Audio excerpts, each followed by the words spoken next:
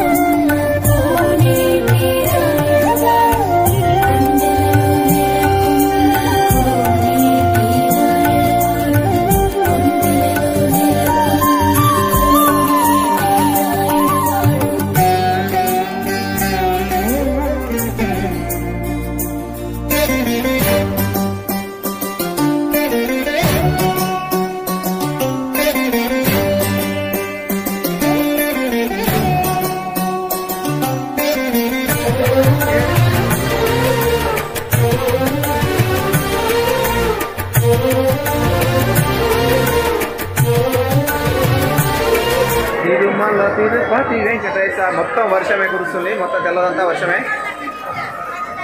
ఏమీ కనిపించడం లేదు. మంచు పట్టినట్టు పట్టింది పూర్తిగా.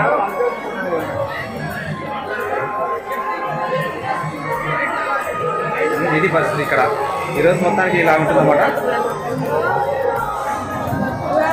సమయం తెల్లవారుజామున 3 గంటలు అవుతుంది.